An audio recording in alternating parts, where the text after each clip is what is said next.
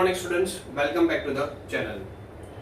हमने एक chapter start किया था। चैप्टर का नाम था कैश बुक। मैं समझ सकता हूँ कि कैश बुक के पहले पार्ट में हमने सिंपल कॉलम का डिस्कशन किया था, पार्ट 2 में डबल कॉलम का डिस्कशन किया था, पार्ट 3 में ट्रिपल कॉलम का डिस्कशन किया था। अब जो फोर्थ पार्ट है वो फोर्थ पार्ट है डबल कॉलम, लेकिन CGST और SGST और IGST। क्लियर? अगर ये थिंग दी है तो इसके साथ कैश बुक किस तरह प्रिपेयर होगा ये हमें यहाँ पे समझना है। सबसे पहले आपको एक बेसिक फंडा होना चाहिए कि CGST और SGST और IGST कब लगता है। क्लियर? मैं आपको शॉर्ट में बता देता हूँ कि विद इन स्टेट में अगर हम कोई भी गुड्स परचेस करें या फिर सेल करें तो CGST और SGST लगता है। Clear? With in state. For example Gujarat है तो विद इन गुजरात आप कोई भी गुड्स परचेस करो और सेल करो तो आपका कौन सा लगेगा? CGST और SGST। अगर आप गुजरात के बाहर फॉर एग्जांपल महाराष्ट्र है एक्सेट्रा कोई अदर स्टेट में आप गुड्स सोल्ड करो तो वहां पे आपको लगेगा IGST।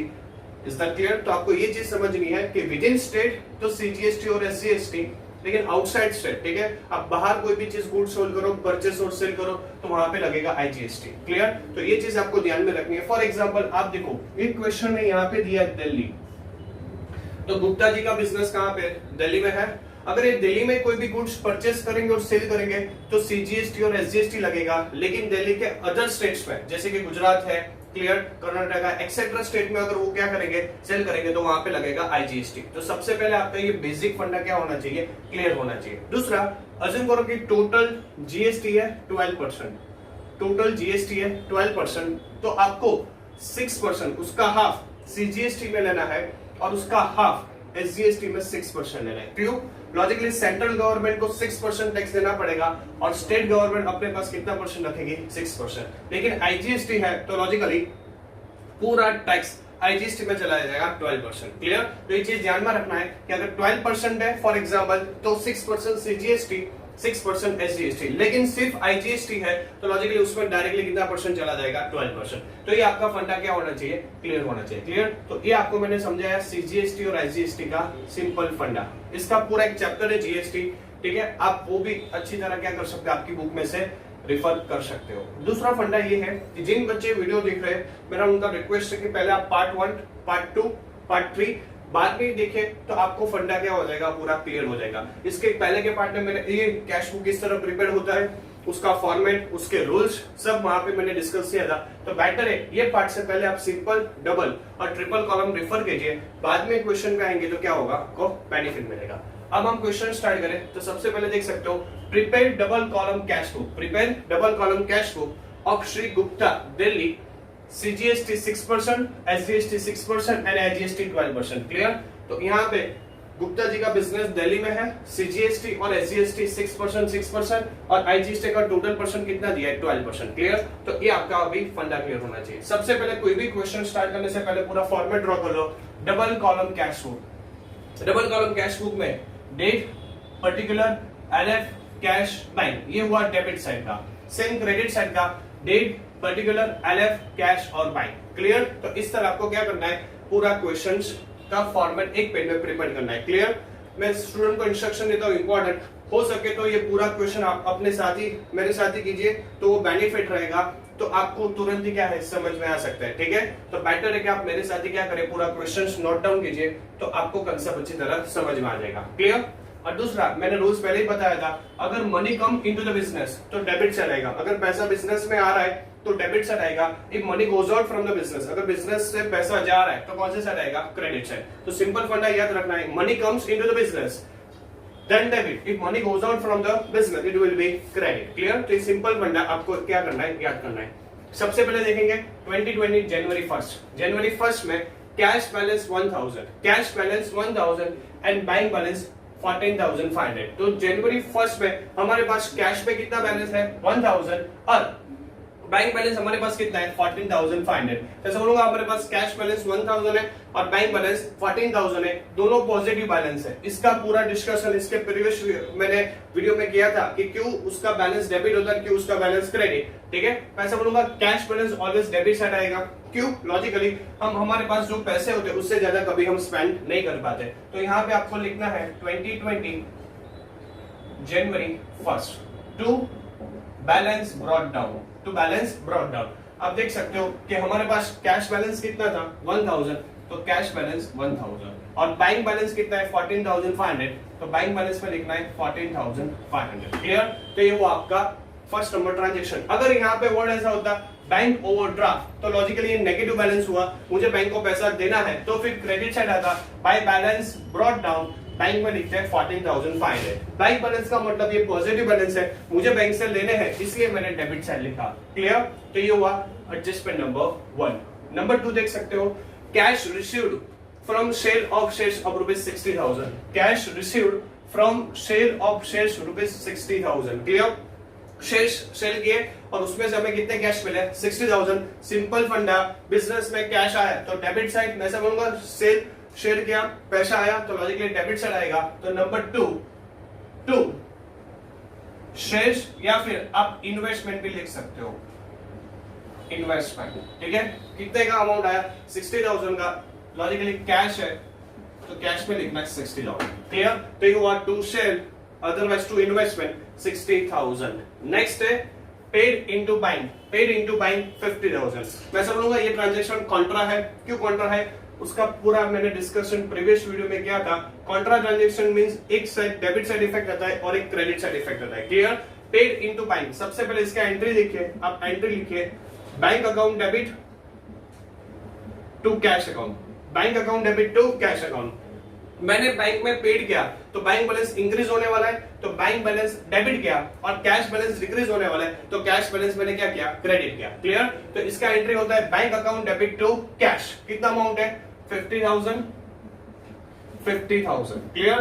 तो bank account debit to cash 50,000। अब इसका किस तरह आपको यहाँ पे प्रेजेंटेशन करना है, सबसे पहले अमाउंट लिखिए, बैंक अकाउंट डेबिट है तो डेबिट साइड बैंक में जाइए और वहां पे लिखिए 50,000, क्योंकि बैंक डेबिट है तो डेबिट साइड मैंने बैंक पे लिखा 50,000। कैश क्रेडिट है तो कैश की क्रेडिट साइड लिखिए 50,000। क्लियर? पहले क्या कीजिए अमाउंट लिखिए, बैंक डेबिट था इसलिए बैंक की डेबिट साइड 50 लिखा, कैश क्रेडिट था इसलिए कैश की क्रेडिट साइड कितना लिखा 50। अब डेट लिख लीजिए, डेट कौन सा है अपना डेट नंबर 3, तो 3 और 3। अब नाम, यहाँ पे किसकी कॉलम में आपने अमाउंट लिखा है कैश की, तो नाम लिखिए बाय बैंक। यहाँ पे किसकी कॉलम में अमाउंट है बैंक, तो यहाँ पे नाम लिखिए to cash. Is that clear? तो ये सिंपल फंडा है, सबसे पहले अमाउंट लिख लीजिए, बैंक डेबिट था तो बैंक की डेबिट साइड 50, कैश क्रेडिट था तो कैश की क्रेडिट साइड 50, फिर कैश की कॉलम में अमाउंट लिखा था तो बैंक का नाम, बैंक की कॉलम में अमाउंट लिखा था तो कैश का नाम। क्लियर? तो ये चीज आपको क्या करना है अप्लाई करना है। नेक्स्ट ये कॉन्ट्रा ट्रांजैक्शन है तो एलएफ में आपको लिखना पड़ेगा सी का मतलब indicate that it's a Contra transaction. Clear? ये कौन सा ट्रांजैक्शन हुआ कॉन्ट्रा ट्रांजैक्शन। तो ये चीज आपको क्या करना पड़ेगा अप्लाई करना पड़ेगा। सबसे पहले आप बाजू में वर्किंग नोट में एंट्री लिख दीजिए, एंट्री लिखने के बाद आप उसका क्या कीजिए लेजर पोस्टिंग। क्लियर? नेक्स्ट देख सकते हो purchase goods from mister Agarwal and company Delhi. पहले परचेज किया तो आपको पता होना चाहिए परचेस किया तो money goes out from the business. Next state Delhi, तो समझ सकते हो विद इन स्टेट है तो सीजीएसटी और आईजीएसटी लगेगा। अगर यहाँ पे दिल्ली वर्ड नहीं लिखा होता तो भी मैं सीजीएसटी और आईजीएसटी लेता। क्यों? गुप्ता जी का बिजनेस दिल्ली में है तो लॉजिकली दिल्ली के अंदर ही कोई भी गुड्स होगा तो सीजीएसटी और एसजीएसटी लगेगा। तो ऐसा बोलूंगा purchase good from missus Agarwal and company Delhi ₹13,000, CGST और एसजीएसटी 6% ईच। क्लियर? आप सोचे कि गुड्स परचेस करेंगे तो लॉजिकली बिजनेस से पैसा जाने वाला है, money goes out from the business तो लॉजिकली क्रेडिट साइड आएगा। तो यहाँ पे लिखिए बाय परचेस, फिर उस पे हम by input CGST account, by input SGST account. Clear? Input का मतलब परचेस पे इनपुट वर्ड होता है और सेल पे आउटपुट वर्ड होता है। क्लियर? अब देखिए बाय परचेस है कितना दिया 13,000 तो परचेस में लिखना है 13,000। क्लियर? सीजीएसटी कितना परसेंट है 6%, तो 13,000 का 6% कीजिए तो 780 आएगा। कितना आएगा 780। तो मैंने इनपुट सीजीएसटी कितने का पे किया 780, 13,000 का वापस से 6% कीजिए तो मैंने पे किया 780। Is that clear? तो उसका मतलब मैंने 13,000 भी पे किया 780 सीजीएसटी भी पे किया और 780 मैंने क्या किया, एसजीएसटी भी पे किया। Is that clear? तो इस तरह आपको इफेक्ट देना है। अगर ये सेल होता तो वहां पे वर्ड आउटपुट हो जाता, क्या हो जाता, आउटपुट। क्लियर? क्योंकि परचेस पे इनपुट होता है और सेल्स पे क्या होता है, आउटपुट। तो ये चीज आपको क्या करना है, अप्लाई करना है। नेक्स्ट देख सकते हो पेड वेजेस। मैं समझूंगा पेड वेजेस का मतलब money goes out from the business. Paid word है, हमारे बिजनेस से मनी क्या होने वाला है, जाने वाला है। Is that clear? उसका मतलब money goes out from the business. तो fourth, by wages account. By wages account कितने का है, 2500, नथिंग मेंशन, तो कैश में लिखेंगे 2500। Is that clear? तो यानी कि money goes out from the business, तो 4 नंबर डिजिट पे लिखा बाय वेजेस 2500। नेक्स्ट देख सकते हो number 5, received cheque from Mohan of ₹9,000। Cheque मिला मोहन से, कितने का मिला, 9,000 का, against due of ₹10,000 in full settlement. उनसे लेने कितने थे, 10,000। कितने लेने थे मोहन से, 10,000, लेकिन कितने का चेक मिला, 9,000 इन full settlement of his account. Full settlement का मतलब 9,000 में उन्होंने क्या कर दिया, हमने चेक एक्सेप्ट कर दिया। चेक डिपॉजिट इनटू बैंक, और ये चेक मिलने के बाद तुरंत ही हमने कहां पे डिपॉजिट करवाया, बैंक में। अगर मैं यहाँ पे इंपॉर्टेंट इंस्ट्रक्शन दे दूं, अगर ये लाइन नहीं होता चेक डिपॉजिट इनटू बैंक, तो ये ट्रांजैक्शन रिकॉर्ड नहीं होता है। क्योंकि चेक आपको सिर्फ रिसीव्ड हो वो काफी नहीं है, वो चेक आपको बैंक में जाके क्या करना पड़ेगा, डिपॉजिट करेंगे, तब आपका क्या होने वाला है, बैंक बैलेंस इंक्रीज होने वाला है। यानी कि अगर ये लाइन नहीं होता तो एक ट्रांजैक्शन यहाँ पर रिकॉर्ड होता नहीं। तो आपको एक चीज ध्यान में रखनी है, जब भी चेक का ट्रांजैक्शन है तब डिपॉजिट इनटू बैंक वर्ड होना चाहिए। अगर नहीं है और सिर्फ रिसीव हुआ है तो वो ट्रांजैक्शन रिकॉर्ड हो पाएगा नहीं। तो सर क्लियर? पर आप देखो रिसीव चेक हुआ तो logically money come to the business, money business में आने वाला है। 10,000 का हमें लेना था अमाउंट, कितने का मिला चेक, 9,000 का, तो लॉजिकली 9,000 अमाउंट रिकॉर्ड होगा। Money come into the business, तो डेबिट साइड आपको लिखना है 5th में टू मोहन अकाउंट, कितने का चेक मिला, 9,000। चेक यानी कि बैंक बैलेंस इंक्रीज होने वाला है, तो बैंक में लिखना है 9,000। Is that clear? बैंक में कितना लिखना है, 9,000। क्लियर? लेने थे 10, लेकिन चेक कितने का मिला, 9, तो लॉजिकली फुल सेटलमेंट वर्ड है, तो 9,000 में हमने क्या कर दिया, उनका चेक एक्सेप्ट कर दिया। तो ये हुआ नंबर 5। नेक्स्ट है paid for stationery plus CGST SGST 6% each of ₹1,500। Clear? Stationery पे किया, logically money goes out from the business से पैसा जाने वाला है, तो फिर क्रेडिट होगा बाय स्टेशनरी, परचेस किया तो logically input CGST account by input SGST account. Clear? Logically tax पे करना पड़ेगा, सीजीएसटी और एसजीएसटी यहाँ पे मेंशन इन लोगों ने किया है। ठीक है? कितने का पे किया, 1,500, तो ऐसा बोलूंगा 1,500 कैश में लिखेंगे, क्योंकि कुछ बैंक का कोई वर्ड मेंशन नहीं है, तो कैश में ट्रांजैक्शन होगा 1,500। नेक्स्ट 6% उसका, यानी कि 90, 1,500 का 6% 90, 1,500 का 6% 90। Is that clear? तो उसका मतलब स्टेशनरी 1,500 का था, उसमें 90 और 90 मैंने क्या किया, टैक्स पे किया। क्या किया, टैक्स पे। नेक्स्ट कौन सा, 16 number, bought goods from Gujarat of ₹6,000 each, IGST 12%। ठीक है? कहां से गुड्स परचेस किए, गुजरात से। गुप्ता जी का बिजनेस कहां पे है, दिल्ली में। मैं समझूंगा दिल्ली से आउटसाइड स्टेट हुआ, आउटसाइड स्टेट होता तो कौन सा टैक्स लगता है, आईजीएसटी। अगर यहाँ पे ये लाइन मेंशन नहीं होता तो भी मैं क्या लेता, आईजीएसटी होता। Is that clear? अगर यहाँ पे आईजीएसटी 12% मेंशन नहीं होता तो भी हम कितना परसेंट लेने वाले हैं, आईजीएसटी 12%। क्यों? क्योंकि आउटसाइड स्टेट है, वहां पे कौन सा टैक्स लगता है, आईजीएसटी। क्लियर? सबसे पहले बॉट यानी कि परचेस किया, लॉजिकली परचेस करते तो money goes out from the business, business से पैसा जाने वाला है, बिजनेस से पैसा जाए तो कौन सा साइड लिखना है, क्रेडिट साइड। तो ये कहां पे आएगा, क्रेडिट साइड। सबसे पहले लिखिए 16 में by purchase account, by input IGST account, by input IGST account. कितने का गुड्स परचेस किया, 6,000, तो 6,000 लिखना है कैश में।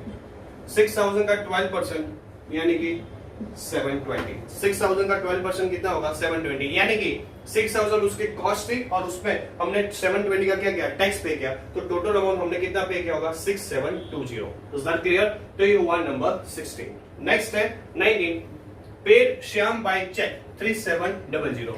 श्याम को हमने चेक दिया, तो लॉजिकली ऐसा बोलूंगा कि हमारा money goes out from the business, पैसा गया, तो लॉजिकली कौन सी साइड आएगा, क्रेडिट। इसका आप जनरल इंग्लिश क्या करते हो, श्याम टू बैंक, तो लॉजिकली यहाँ पे लिखना है बाय श्याम अकाउंट। क्या लिखना है, बाय श्याम अकाउंट। कितने का पे किया, 3700। लॉजिकली चेक से है तो बैंक में लिखना पड़ेगा 3700। किस में लिखना पड़ेगा, बैंक में। क्लियर, क्योंकि चेक वर्ड मेंशन है।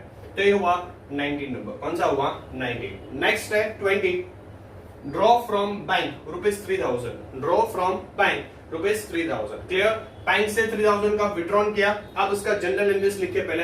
बैंक से अगर 3000 का विड्रॉन किया तो cash come into the business, तो कैश बैलेंस इंक्रीज होने वाला है, तो ऐसा बोलूंगा कैश बैलेंस इंक्रीज हो रहा है तो डेबिट होगा, कैश अकाउंट डेबिट।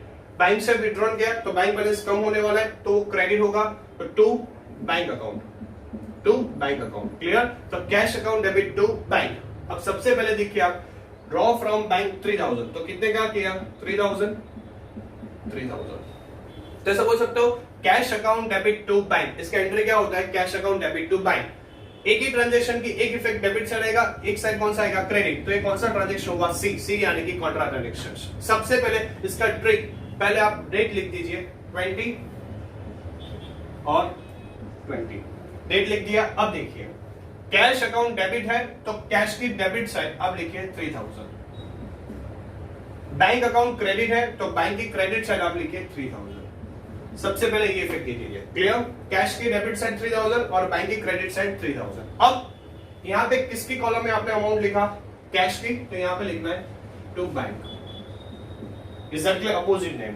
यहां पे आपने कौन सा अकाउंट ने लिखा है, बैंक में, तो यहां पे by cash account, by cash account. Is that clear? तो उसका मतलब ये कॉन्ट्रा ट्रांजैक्शन हुआ, तो एनएफ में आपको क्या लिखना पड़ेगा, सी लिखना पड़ेगा। क्या लिखना पड़ेगा, सी।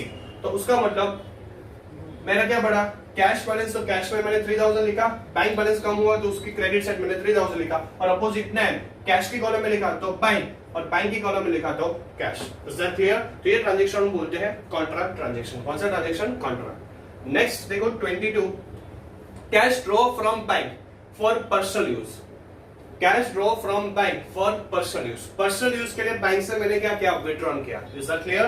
Cash draw from bank for personal use, तो आप समझ सकते हो कि मैंने बैंक से पैसा विड्रॉन किया, लेकिन कौन से यूज के लिए, पर्सनल यूज के लिए। अगर आपको इसका जनरल एंट्री पता हो, पर्सनल यूज का मतलब ड्राइंग अफेक्ट होता है, और ड्राइंग ऑलवेज क्या होता है, डेबिट। तो इसका एंट्री होगा drawing account debit, drawing account debit to bank, क्योंकि बैंक बैलेंस कम हुआ तो लॉजिकली क्रेडिट होगा, और ड्राइंग ऑलवेज क्या होता है, डेबिट। तो एंट्री होता है drawing account debit to bank. कितने का विड्रॉन किया, 2000, तो 2000 एंड 2000। क्लियर? तो ड्राइंग टू बैंक, ये आपका क्या होगा, जनरल एंट्री। अब लॉजिकली बैंक क्रेडिट है तो बैंक की क्रेडिट साइड आएगा, तो बैंक की क्रेडिट साइड पहले डेट लिख लो 22, by drawing account money goes out from the business. Logically है, लॉजिकली मैंने बैंक से मनी विड्रॉन किया, कौन से पर्पस के लिए, पर्सनल यूज के लिए, तो वो पैसे क्या होने वाले, बिजनेस से कम होने वाले, यानी कि क्रेडिट साइड बैंक में लिखना है 2000। कितना लिखना है, 2000। क्लियर? तो बैंक की क्रेडिट साइड बाय ड्रॉइंग 2000। ये वो आपका नंबर 22। लास्ट है next transaction 23, cash in Delhi ₹17,000, GST and SGST 6% each. कहां पे सेल किया, दिल्ली।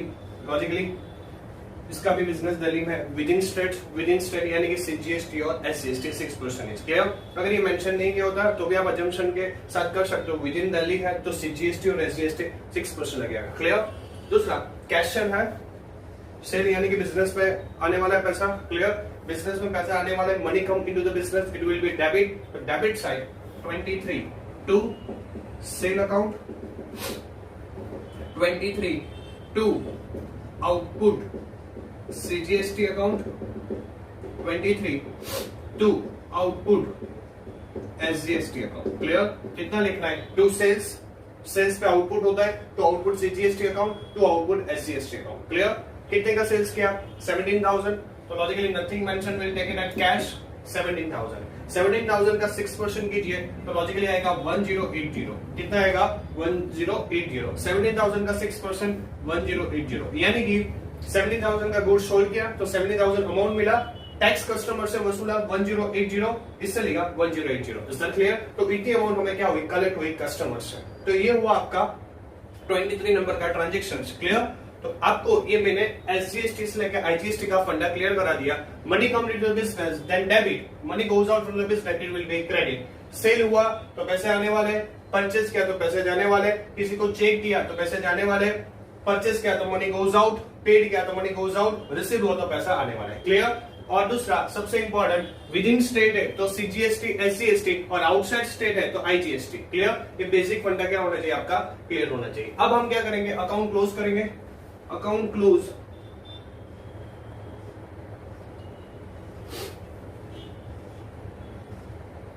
अब सबसे पहले प्रीवियस वीडियो में मैंने बताया था कि कैश का ऑलवेज डेबिट साइड का बैलेंस ज्यादा होगा। आप इसका टोटल कीजिए डेबिट का और कैश का क्रेडिट का टोटल कीजिए, ऑलवेज कैश का कौन सा साइड बैलेंस ज्यादा होने वाला है, डेबिट साइड। कैसे है? फॉर एग्जांपल आप इसका टोटल कीजिए 1000 प्लस 60 प्लस 3000 प्लस 17000 प्लस 1080 यानी कि टोटल हुआ डेबिट साइड 83,160।